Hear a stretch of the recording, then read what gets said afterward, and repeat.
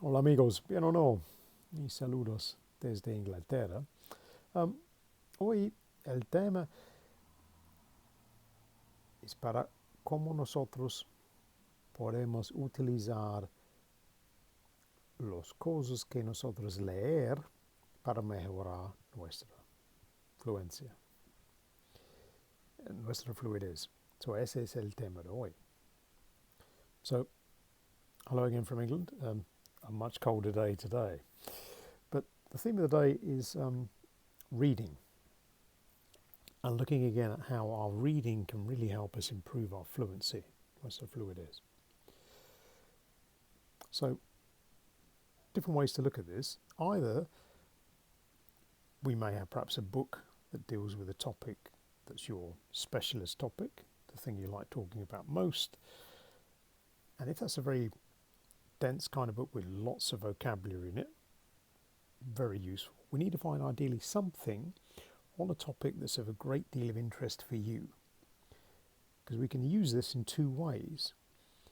One is to help us amplify our vocabulary and to see how this particular topic that's of interest to you can be talked about. Ways you can describe it, ways you need to talk about it. You see the whole thing written down. And it's very helpful because when we're using a text, whatever that is, and in that sense, the content or the topic is not really important. The idea is that by seeing it written down, we don't need to think up all the words, which makes it much easier for us to use for purpose of practice, because all we need to do then, now we have the text, is to read it. We don't have to write it first. So that helps us in many ways. Now, where we find this text from is really not that important. It doesn't necessarily need to be a book. You can look at it from perhaps a newsletter or a blog or something like that that you look at regularly. The idea is that it's a topic of interest, something that's going to expand your vocabulary, and you can frequently refer to it to give you kind of a standard measure of how much you understand. And also you can use it, particularly when we're reading aloud, to help you tune your voice. And as we've seen perhaps in videos we've done over the last couple of months, by reading aloud, it really helps you understand your sound. And that, as a skill to practice, is very, very useful. And if we are reading aloud, particularly, our understanding every word is not the most important thing, at least on the first or second reading of the text. What we're looking at the beginning is just to get a general idea of what's going on. So we're using the reading to act like a conversation.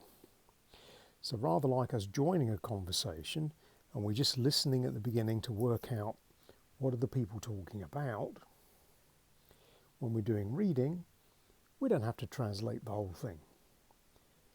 What we're looking to do is to read it through so that we get an understanding of what's this text or this piece of writing about. And then afterwards, we can go back and look at particular phrases. Perhaps we think, oh, that's really interesting, or we can look at new vocabulary. But at the first reading, it's just to read through the words, because this gets us a sense of feel of the language. If we're reading this aloud, it helps us to practice to see how many of these words we can clearly say, or whether there's some that causes more problems. And we can start to look for patterns, either of problem sounds, or we can look at patterns in how we express particular things in the text, whether perhaps we're talking about the past, the present, the future, this kind of change of way we write the words down. But in both ways, this helps us practice, and we get some feedback from it. We can see things that are more difficult for us or things that are easier for us. So reading is an important element in the way we're going to practice. Now, yesterday we looked at some practical things we could practice, like open questions to help us move the conversation. But reading's a very useful tool as well, because that's something that we can practice in two ways. Either we can just read it, just to follow the vocabulary and use it in that way, but that's rather like using an audio where you're just listening to see if you can understand it. Of course, the advantage with an actual text you're reading is then you can become much more active and read it aloud.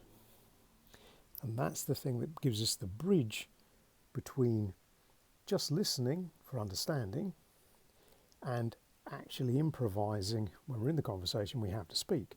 So the reading gives us that bridge between the two, because rather like listening, we can just read the text to absorb the new vocabulary, but also we can use it as a way to help us practice the more spontaneous conversation and the speaking. So think carefully about what kind of material you want to practice reading. Anything really works. Ideally, I would suggest find something on a topic that you really enjoy. Something that for you is the thing you like talking about normally. It's going to make it much easier for you to read lots of it. So, have a look for that. Déjame saber en los comentarios, como siempre. But I hope you enjoy this one today. Let me know what you think about this as we move this thing forward.